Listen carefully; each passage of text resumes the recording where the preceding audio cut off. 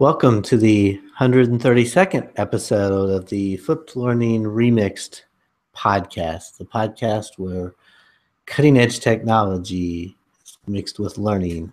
I'm your host, Troy Cockrum, along with my co-host, Joan Brown. Good evening, Troy. Hello, Joan. How are things going in your world? My world is looking good. It's looking like fall. Lots of leaves falling. And you have a World Series interest to look after. I do. My son's in the other room, so if we can hear him yelling, "Yay, go Royals," then you'll know what's happening at my house.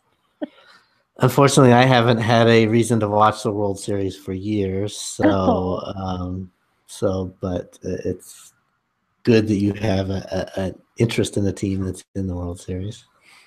Oh yeah, and this is the second year, so this is it. They want it more. That's what the T-shirt says. So tonight's podcast, we wanted to talk about student-centered or learner-centered learning.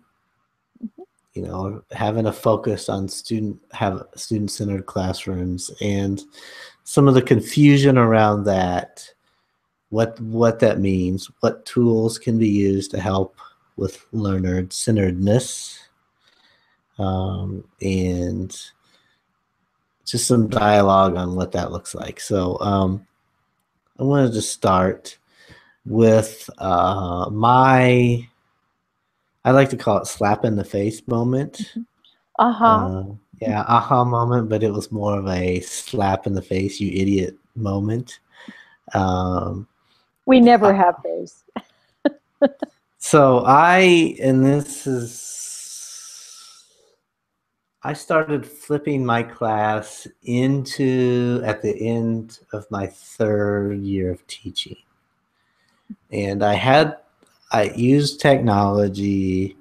I really wanted to use technology, but I was more of a tools this, tools that.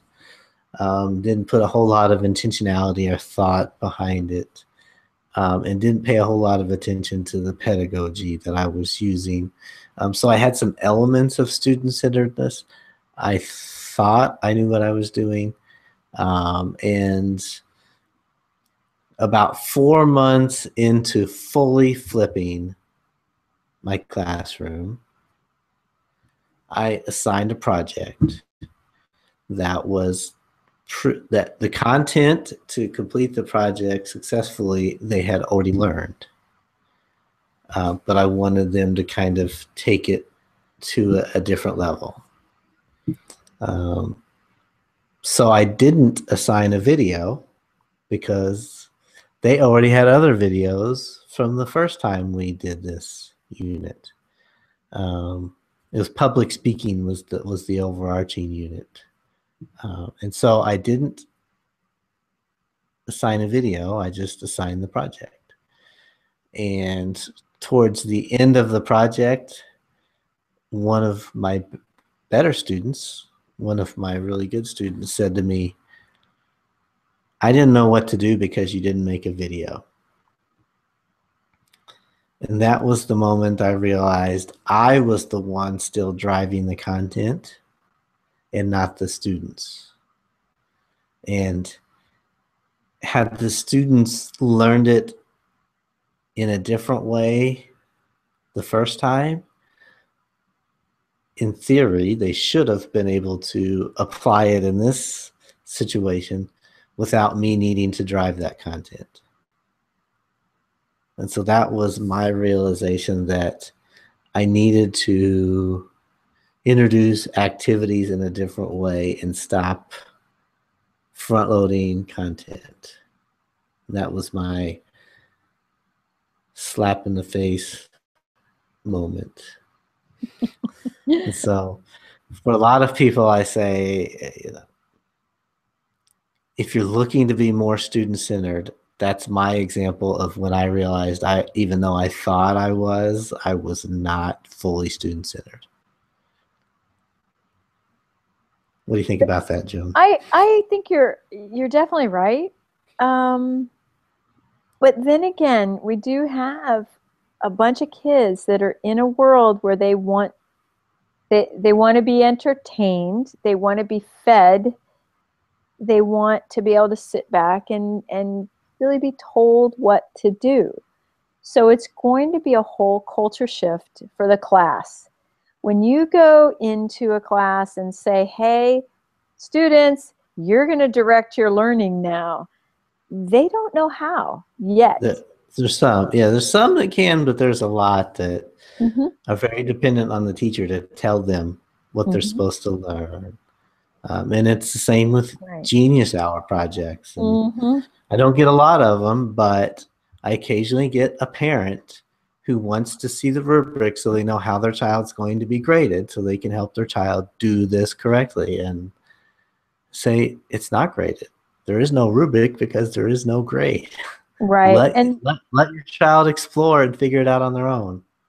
And that's a tough one. I'm very proud to say, I asked a teacher today, did you have any students ask you, does this count? You know, she was giving out a particular project or assignment or whatever. And I said, did you have any kids raise their hand and say, is this going to count for a grade? And she said, no, I didn't have a single one. And I said, wow, we're moving forward. Yeah. That's a big change. Okay. I mean, I had one student a few years back. I mean, the whole class was bought in and working hard on their projects. And one student was just like, how is this going to be graded? And I said, does it really matter how it's going to be graded? Because that particular assignment, I wasn't going to grade.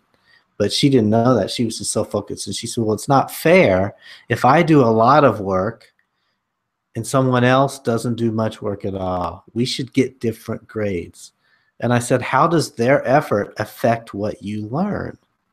Their effort and their grade has no effect on what I don't grade on a curve or anything like that. It has no effect on you. If you work harder, you've learned more than them. And she accepted my argument. I don't think she ever fully bought into it. But other students are like, yeah, that makes sense. Why do I care what they're doing? I'm learning, you know, or I'm enjoying what I'm doing. I'm engaged in this.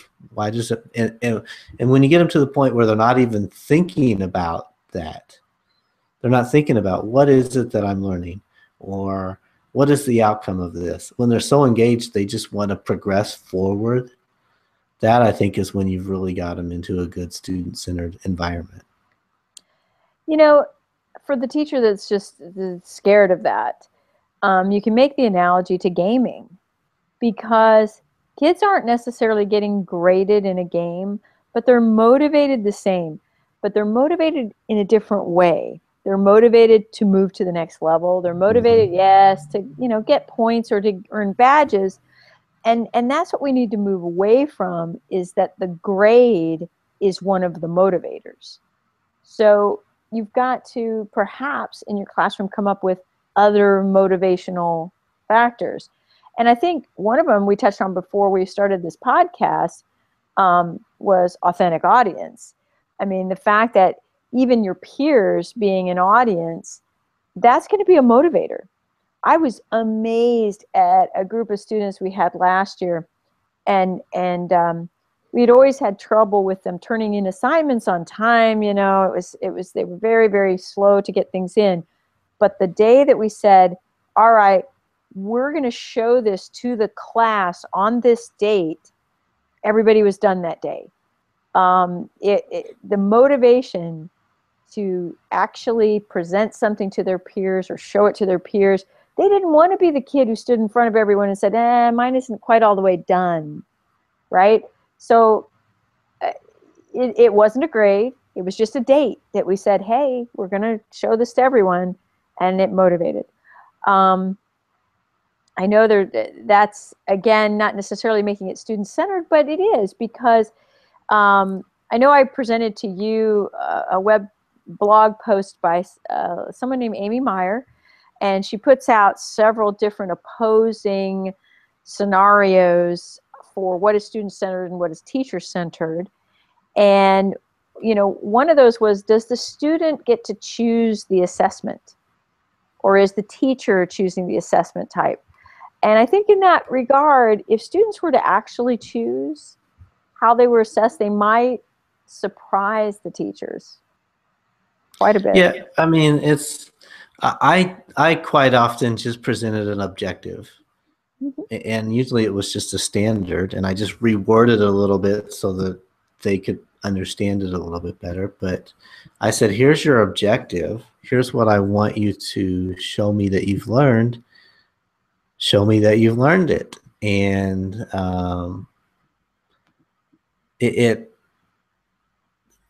there's always those students that said, well, just tell me how to show you. They're the ones who are that like to play school. And not that there's not a skill in that, but they eventually got around to, well, what are other people doing? And I'll try that. And I'm like, but just exploring how to show it helps them understand it more. And so a lot of times it was like persuasive writing. If you just Google persuasive writing lessons, okay, they almost always end up in a persuasive essay. Oh, sure. And there's if you're trying to persuade your boss to buy this product over this product, that's a persuasive essay. But there are a lot of examples of persuasion that use the elements of persuasion that's not a persuasive essay. So I just told the kids, I want to see a well-written example of persuasion. And I consider everything writing. A speech, in my opinion, is writing. And so when I say well-written, I don't necessarily mean typed out, written up. And so they explored, well, where do we see persuasion? And some kids realized, hey, in commercials, we have persuasion. And then I would always I will have to add a caveat. At the end of my persuasion unit, I always said, on our standardized test, they will ask you a question similar to this. And I would show them a question, and I would say, they are asking you to persuade them. And this is what you've done. You just have to format it to answer that question. And once you just kind of point it out that way, the kids realized how to approach it on the standardized test, which, who knows, maybe the state of Indiana is going to come arrest me here in a little bit for teaching to the test. I don't know what, but back to the point. That's taking skills, different. And sitting back and allowing students to explore how they could show that. Now, I had some other kids who every 10 minutes, it seemed like, they were showing me what they were working on and wanting me to say, okay, you've gotten to the point where you've showed me you've learned the objective. Because they didn't want to do more than they had to. But then there were other kids that were so engaged, they just turned in these great assignments, and I'm like, you could have turned in what you had 3 days ago. And but blow my mind there, yes. It's like I said, exploring that concept, exploring how could I show this particular skill, helps them learn the skill before they need to show it, because they have to think critically on, well, how does this appear? And you can have some ideas, but as soon as you start giving them examples, they start using those examples. I agree because, it happens all the time. My own children come home. Let's say they have to do a booklet, and they'll say, well, the teacher showed us this one, and it was this size. No, Mom, that size paper is the wrong size paper. No, Mom, it had to be red paper. And I'm always amazed. I'm like, no, it doesn't. Who cares what kind of paper we're using or what size? But they seem to be very almost fixated on that exemplar that was shown in class, and they can't get past it. I'm so afraid to now ever show a kid the model. I really am, because once you do, you've just made a carbon copy of it 30 times, really. And I always like to let them ask first, like let them explore some ideas freely. maybe even discuss with each other as a Right. class, and then a day or two into the assignment, once they start coming up with ideas, I'll say, you know what? I did have a student 2 years ago who did that. Here's what they did. Okay. And so once they start to get some nuggets of ideas, then I'll show them some good examples. I Well, may show them some bad examples. I may say, right. sometimes I may show them a lot of examples and say, I'm not telling you these are good or bad. These are just what Mhm. other students have done to give you a And start.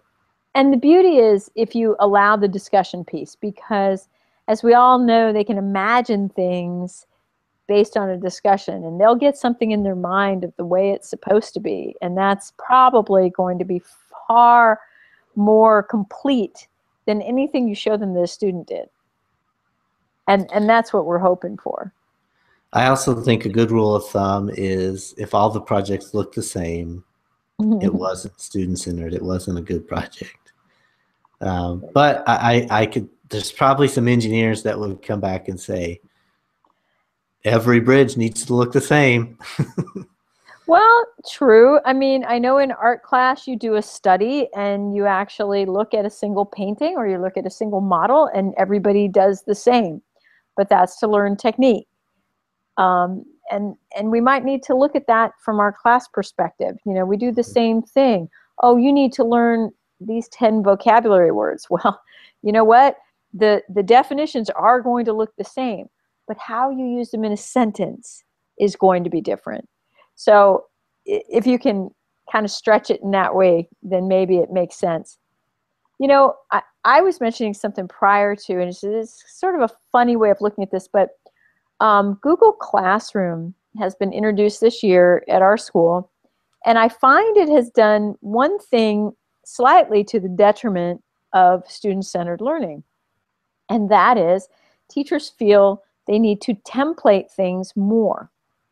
Because there's that option in Classroom, when you add an assignment, you can pick something from Google Drive to give to the student. And they love this ability to be able to give the student the document that already has the heading on it with the student name. They think that's fantastic, but they feel now they have to give them a document rather than allowing the student to open a blank document and start writing or producing whatever it is, even a blank Google Draw. And I'm seeing that they're prescribing more than they used to, which is a shame. So we have to watch it, because sometimes a technology tool, you say, oh, but that ability is there, I need to use it. In Classroom, as you know, the student can attach anything from Drive and turn it in.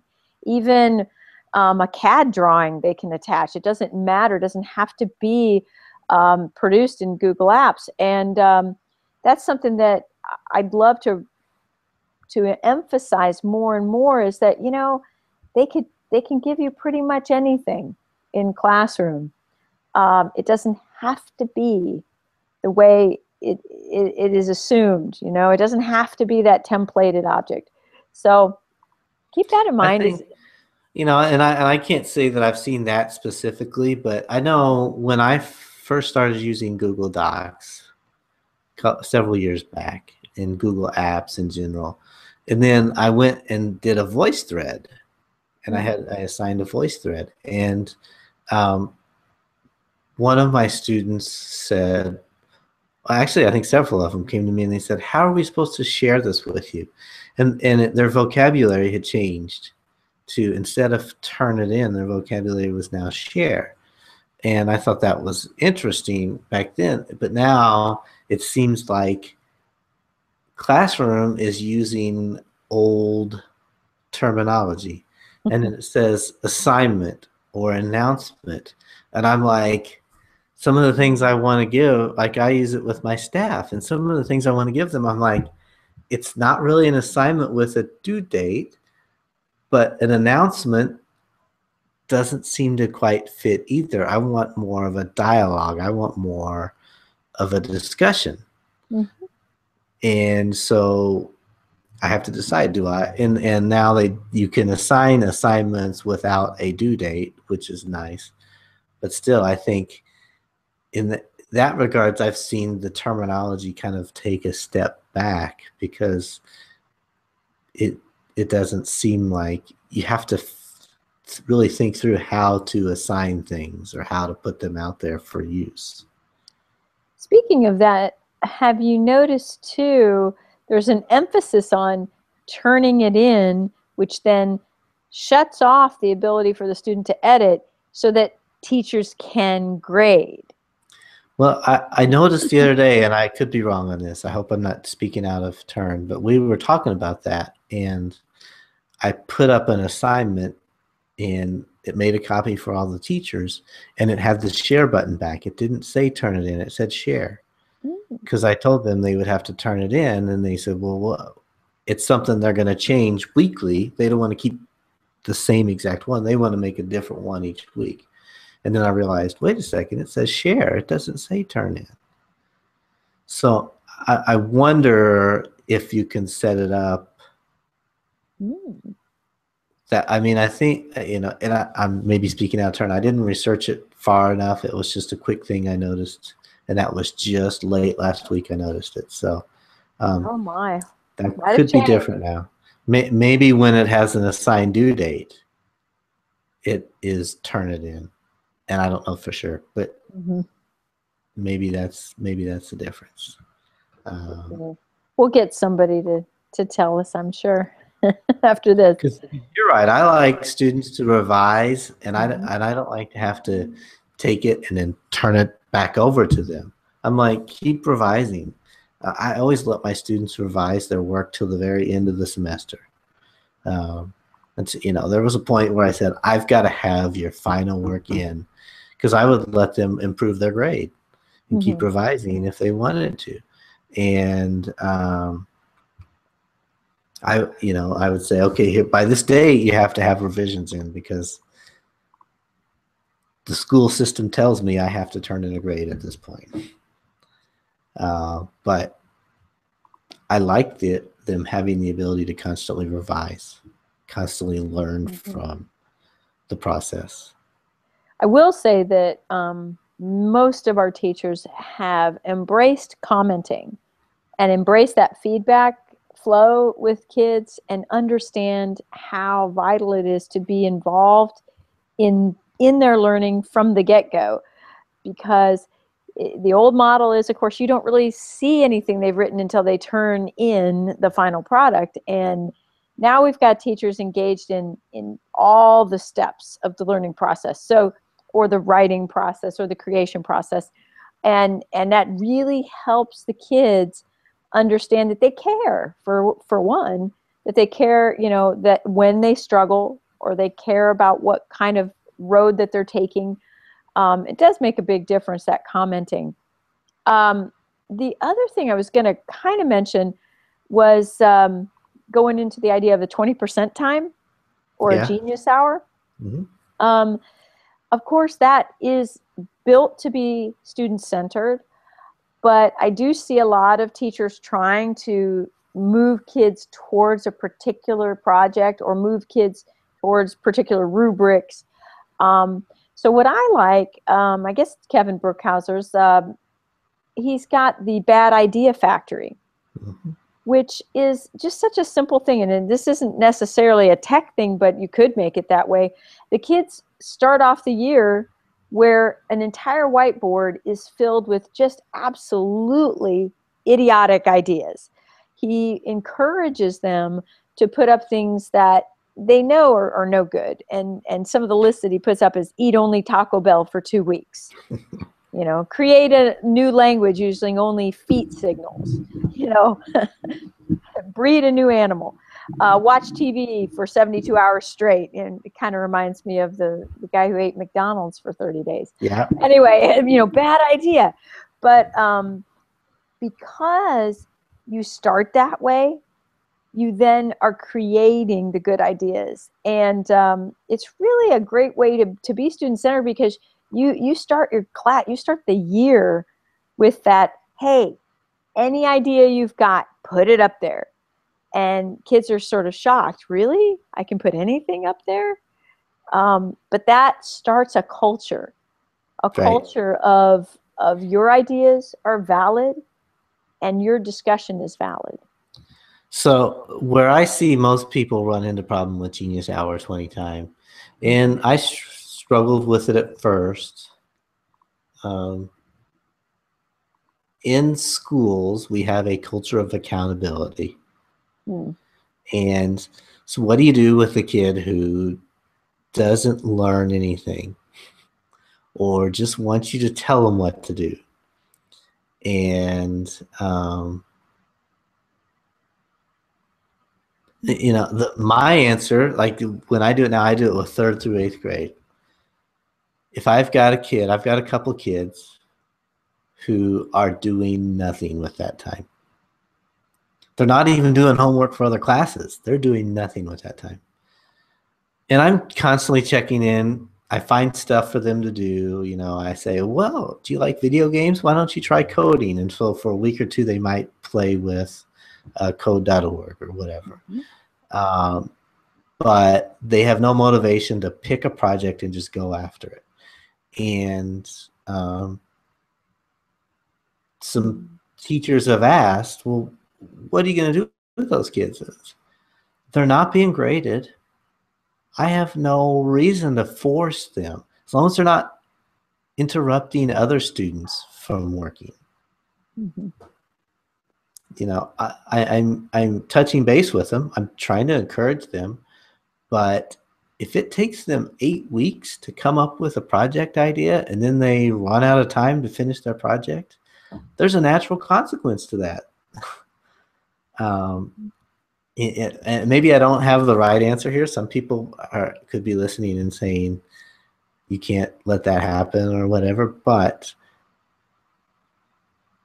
people get so caught up on accountability, they say they've got to produce, and I make them produce something that's going to be inspiring to somebody else. But people are like, you can't let them not produce something. At the end of it, when we come into December and their projects are supposedly due, and one kid says, I didn't do anything. Or one week I looked at some websites and I thought I was going to learn this, but didn't. You know, that's a learning opportunity for the student. It's not my place to grade them and say you didn't do it right. And some teachers have a lot of trouble with that. I can understand. I would think even administrators would have trouble with that, because there is a pressure to get a certain number of grades in a grade book. There's a pressure to assess and to show data. And they don't know what to do with this non-graded learning opportunity for a student. On the other hand, you know, if you're working in a 20% or Genius Hour, or even as our school is calling it, a passion project, the mentor is really key. Who you get for that student to mentor them and to encourage them is going to make or break whether or not they continue with the project. So, you know, and we've really known from the get-go that that's going to be a huge deal. And we're going to make sure that we partner those kids with the right person. Even if that means the teacher has to take it on themselves and be the kid's mentor, or someone local in the building, it's got to be the right personality blend. It's got to be the right person. So, you know, those are the things, the foundations that just take time. They really do. You know, although, yeah, we could do a whole show on 20% time. I know we could. We have. I know. As a matter of fact, we have. One of the things, you know, if you're a teacher and you're very reluctant to give up control, I think a freeing experience is BYOD. For those teachers that, you know, refuse to allow the cell phones, they don't want them out of their pockets or out of their book bags, and they say, no, we're not going there. I think you need to allow it for a few days and a few weeks and see where it goes. You start your normal teaching day, but then you say, no, I want you to get your cell phones out. And if I come across something that, you know, we don't have an answer to, I want you to Google it. If there's a word you don't know, I want you to Google it. If you are interested in something beyond what I've said, I want you to go ahead and Google it. Let them start using those devices for academic purposes without a whole lot of prescription to it, not a lot of direction. And at first, yes, you're going to say, oh no, I've just let the cat out of the bag. But at the same time, everyone knows you can tell the difference between someone texting and someone who's actually looking for information. Texting looks a certain way. Yeah. It does. So a teacher should be able to spot a student who's on task and who isn't. A teacher should be walking around too. And I feel like if you allow it for a few weeks and you see what the kids do with that ability to, basically it's ask an expert in the field. It's really saying, I've got a someone here who can answer any question that we have, pretty much. Then go for it. Let it go. Let it see what happens and see what kind of conversations come up. So we have 10 laptops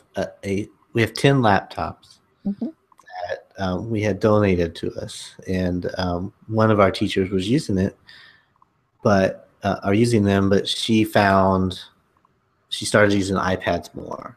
And she said, I don't use these 10 laptops. Does somebody else want them? And the second grade teacher was talking to me, and she said, I'd like those laptops, but I'm afraid we won't use them. And I said, put them in the room and just start using them and just have them in the room. And eventually one of the kids is going to turn around and say, can we use the laptops for this? And eventually you'll be using them all the time and not even have realized you made the shift because they're there and you've allowed the opportunity for them to be used. And I think it's the same way with any technology tool. If you allow it to be used in an exploratory sort of way, students will come up with new ways and start using it more, and it just ingrains itself. I do agree with that. I'm amazed at how many kids, when given the opportunity to create something to demonstrate their learning, will immediately revert to their phone and try to find an app that they can do something with because they feel very comfortable in that zone. And at the same time, if you allow them to have laptops, they're going to revert to that. Today, I was observing a class, and the teacher was describing a project, and she was giving choice, which was excellent. One of the choices was not technology, and then two of them were. And a couple students raised their hand about the choice that wasn't tech. It was to make some kind of a book, and they said, well, can we do that on the computer? And she said, well, the reason I gave this choice was so you'd have something not to do on a computer. And he goes, well, what if I wanted to do it on the computer? And I just thought it was really quite humorous, So, you never know what they're going to come up with, but that was actually happened today. Another real quick thing I know I had mentioned earlier was YouTube playlists. And I feel like a lot of teachers don't know this is out there and how simple it is to use. But if you have a YouTube channel, which you should, if you have a Google Apps for Education account, it kind of depends on if your admin has opened that up. But if you can log in with your Google Apps for Education, then you're able to create playlists. So every time you're surfing on YouTube and you find great content, you can add it to a playlist. And if you provide those playlist URLs for students, you're giving them a variety of ways to learn about a topic, not just one way. We are so frequently embedding our one YouTube video into a presentation and showing that in front of the class and saying, wow, I showed them a video, it was great, but how many different videos are out there that approach the topic in a different way? Uh, I show playlists at conferences a lot, and I agree with you. I'm amazed at how many people are like, wow, they're blown away, and I'm like, it's a playlist. But yeah, the other thing, I think you can embed an entire playlist Mm-hmm. into a website. It changes as you add videos, and what a lot of other people don't know is when you upload a video, you can have it set to automatically go. So if you put something in the title, it'll put that in a specific playlist for you.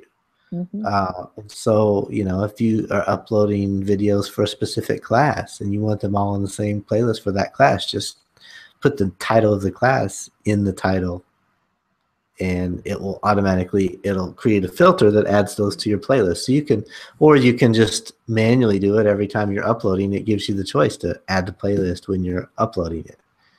And so What a it's, nice thing also if you could ask students if they've found any videos that would pertain to that topic, and you can add them onto your playlist because it's dynamic, it's always cumulative, and you can use it year to year. yeah, I had a big playlist for research papers, Mm-hmm. because that was one assignment that I couldn't give a whole lot of choice on, because they just had to learn how to do a proper research paper, because later on in their academic career, they were going to have to do them. I would always give them choice on topic, because I could care less what topic they wrote about. But I put a host of videos because I said, even though these are the skills that you need to learn, there's a lot of different ways to learn them. And I just put a whole collection of research paper videos, and then people in different parts of the process. If they were having trouble choosing their topic, they could be watching a video on choosing their topic, and it was in that playlist. If they were way past choosing their topic and wanted to know where they could get more information to cite their work, there was a video on that. And there was just a multitude of videos on helping them develop the steps of writing a research paper, all in one playlist, and they could easily find it. That's really nice. You're right. I think we ought to get more teachers to just learn that functionality of YouTube. We're not talking about making videos, we're talking about just curating. And if you can do that, you're going to be so much further ahead. As we kind of close the topic of student-centered, I know there's so much more we could talk about. The concept of a portfolio. Some schools are going that route. Are there a lot of schools going that way? What are you seeing in Indiana? I see a lot of English teachers. I use portfolios in my English class, and I see a lot of English teachers using it. I can't think of one math teacher that I've seen, and I'm not saying they're not out there. I'm just saying it's like Bigfoot. I haven't seen them, so I can't confirm or deny that they exist. Right. I haven't seen a math teacher create a portfolio. And they might save work. I mean, that's one of the great things about Google Apps is, especially if you have it district-wide, a student can keep everything they've done from kindergarten to 12th grade in their Google Apps account if you set it up that way. So that could be their portfolio. It's just a folder in their drive. I always had them create a Google site, and link everything on their Google site so that I could find it really easily enough. But yeah, I think a portfolio kind of puts everything in perspective. Here's all that we've done, and here's how it all ties together. And there was always one kid at the end of a semester who would say, "We've done that much this semester," and it was also it brought it back. Yes, that essay that you wrote at the beginning of the school year, I still expect you to be working on that and making it better, because it's going to come back later. So that's why I like portfolios, but I don't know how many people understand that, and how many schools. I think I just saw Kevin Brookhauser tweet today about some colleges that were starting to take a portfolio as your application as opposed to your grade card, your report They card. are. They are. I was going to mention that a lot of the universities are considering this as either an alternative to the SAT or an alternative to your grades.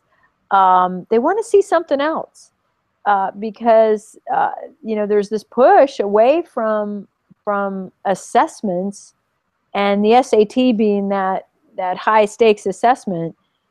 They want an alternative for a variety of reasons, because there might be people out there that don't test well, but they're awesome students, and we want to see something else. And beyond that, I mean, the fact that the kids can take it with them. I remember my son, who is now 20, but when he was graduating from high school, and he was taking his resume with him, but he wanted to take all of his work, all of the best examples, because the college, he wanted to have things with him when he went to apply for jobs. And there wasn't a really easy way to do that back then. Now, if the kids have that folder in Google, they can use Google Takeout, they can download it all, they can take it with them. And some schools allow them to even keep their Google Apps for Education account another year or so. I feel like, too, we go back to the authentic audience thing, too. If you build a site, you can have parents see it. And the kids, as I told a little anecdotal, the kids actually are motivated by their peers seeing their work. And particularly if you say, hey, let's all go look at each other's, the kids that have put in the effort and they really were engaged and they loved what they were doing, they get excited about that. The kids that didn't care so much are very nervous, and they realize maybe they should have. Well, my niece, she's now a freshman in college. She wants to be a writer. She wants to be a journalist, and I have a degree in mass communications, but I can admit journalism is a dying field. Unless it changes, but that's a whole nother podcast as well. She wanted to be a writer, and so for her 16th birthday, I bought her domain of her name, set it up as a WordPress site, and said, if you need any help, I can help you design it. But this is a place that you should put all your writing, because when you go to college and you're applying to colleges, you can show them you have your own website with all these writing samples. Mm-hmm. Whatever you decide to fill it with, you have all these writing samples. You know how many she posted on there? No idea. 0. Aww. And now, unfortunately, she lived in a different state, so I couldn't see her on a regular basis to remind her. But I would talk to my brother and say, hey, I noticed, and I won't mention her name, so just in case one of her college professors is watching this podcast, and I won't mention her school. So she still got into a decent college. And I think she had some options for some good colleges as well. So I'm not saying that it hurt her any. But then it was funny because her first article in the student newspaper, my brother posted on Facebook. Mm-hmm. And he had to scan the paper copy of the newspaper into his computer to post it on Facebook for everybody to see, because they didn't have a digital copy of the newspaper. That's odd. So I don't know. I'm just venting my frustrations, I guess, as far as the world isn't as far along as sometimes I think it should be. Because I thought, well, I have this great idea to help her advance her career, and the college that she ended up going to doesn't seem to have that sort of same mentality. So It's hard then to convince people that a student-centered class is better because they don't see down the road for the kids Right. yet how that's going to change anything. It does depend. I mean, we do have some very progressive universities out there, and Right. they are changing things. It's a trickle-down effect too, because then it hits the high schools, and the high schools have to change, and then finally a little further down. And I do think it is starting to happen. Yeah, I agree. There are some good colleges out there, and there's some, and that's where I kind of got the idea, was working with good colleges and good people I knew that are at good colleges. So, but yeah, I think, and it goes back to the debate, and I don't want to get too conceptual, but the behaviorist, constructivist, and cognitivist, and all this behaviorism looks like it worked because it works very short term. Mm-hmm. And that's why our first grade teachers are polling cards or giving stars or whatever, because it changes the behavior quickly and looks like it's getting results. But in the long run, it doesn't show the same results, because in second grade, that same kid needs stars and polling cards because they haven't learned the behavior. They've just learned how to get the stars and keep their card from getting pulled. Right. So, and that translates to the student that's in middle school saying, well, what do I need to get the grade? Right. Right. Absolutely. So constructivist learning has shown to be more effective in a lot of situations, but takes longer and doesn't show the immediate results sometimes. Mm-hmm. And it's not as easily controlled. Mm-hmm. But learning is messy. Yeah. Mm-hmm. So a takeaway, if it makes you nervous, if you feel like this is something, way out of the realm, non-graded, that upsets some people, allowing student choice, that is somewhat upsetting. It's always good to just try one thing. And one of my favorite things to say is blank Google Doc, a blank one, and ask the kids to produce something of their learning. Just show me something that you learned something today. If you try that one time, I can guarantee you'll do it again. And I wanted to add before we wrap up, we talked off air about discussing some tools. Mm-hmm. And my opinion is there's a lot of great tools out there, and I could rattle off lots of tools that I've used in student-centered classrooms, or that I've talked to other teachers who've used. But it's in the pedagogy. It's not in the tool. And so you give me just about any tool, and I can figure out a way to make it student-centered. But you give the same tool to a teacher who's totally doesn't understand student-centered, or has no interest in being student-centered, Mm-hmm. and they can take the exact same tool and make it very teacher-centered. Exactly. So most teachers, I think, need that slap in the face moment. And if you would like to pay me to come to your school and slap you in the face, I'm welcome to do that. I will take one for the team. I can understand that, but I don't know. I mean, that sounds very Rocky, like, getting slapped in the face. Well, sometimes, I just had a discussion with a teacher the other day. She said, not all people are in the same place as you. You're going 60 miles an hour and we're only going 25 miles an hour. And I said, I'm fine with 25 miles an hour. It's when you're going 0 miles an hour that cannot be acceptable. Right. You're blocking traffic. Right. Right. And so you can make the excuse that you're not in the same place as me all you want, but there is an acceptable place you need to be. And some teachers aren't there. Mm-hmm. Well, that was a very conceptual podcast. Right.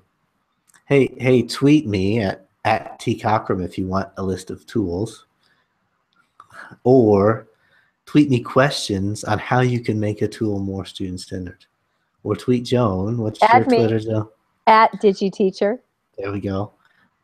Twitter, send us emails, post a comment on our website. Because that's really, it's hard to give a specific tool or a specific activity when you don't know the context of how it's being used. And so that's why when I sit down with my teachers and they say, hey, give me a tool that can do this, I'm like, well, what do you want to do? Let's not start with the tool. Tell me what you want to do. And then I say, well, how is that authentic? How does that look in the real world? How does this, how do they come to learn from this? What are the skills that you want them to come out? And after all those questions are answered, then I say, oh, okay, here's a tool that I think would work for that.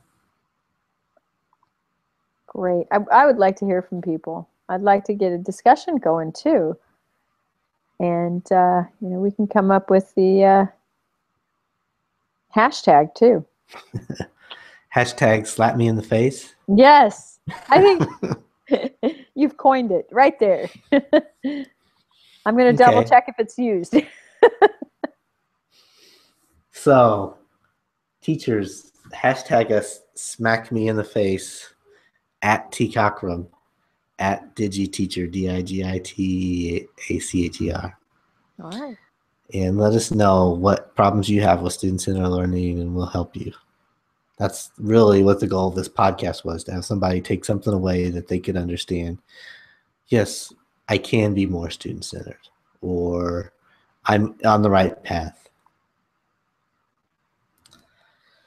So, Joan, you need to go watch a World Series. I do. Got to go root for my team.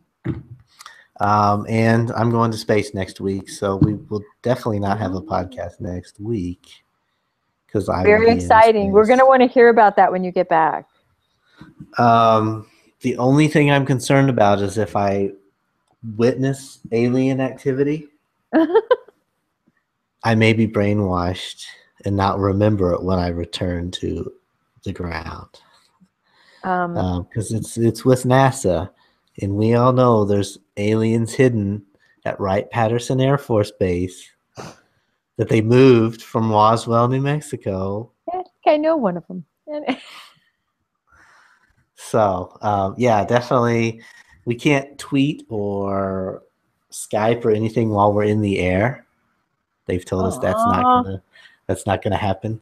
But on the ground, immediately before we take off and immediately after landing, they said, tweet, Facebook, Instagram, whatever else you want to do, all you want. So, definitely, we'll be out there. And my hashtag is 2 nights in space is what I've been hashtagging it, so people can find my blog posts and things like that. So. Getting that now. Yep, there you are. And you're gonna be tweeting this. When do you start? Like a time? Well, I've been tweeting. I've been trying to tweet something every day, but I fly out to California Sunday morning. Mm-hmm. Tuesday night and Thursday night is when I'll be in the air. And so then the rest of the time is training and different things like that to prepare for it. So so I plan that, I don't know how often I'm going to blog, hopefully at least once a day. But I'll be posting a lot of pictures on Twitter and Instagram and things like that as well as they happen, about what we're doing, how we're training, things like that. So, well, everyone is wishing you an excellent flight. I'm looking at your flight paths, and it kind of looks like a figure 8. So it's going to be pretty exciting. I hope it's everything that you are hoping for. And I hope I'm not on the ground in the fetal position saying, take me back down, take me back down. You won't be. You won't be. Okay. Well then, for your listeners, we will be back hopefully in 2 weeks. And we just talked about maybe doing an authentic task or authentic learning podcast. So that could be our next one.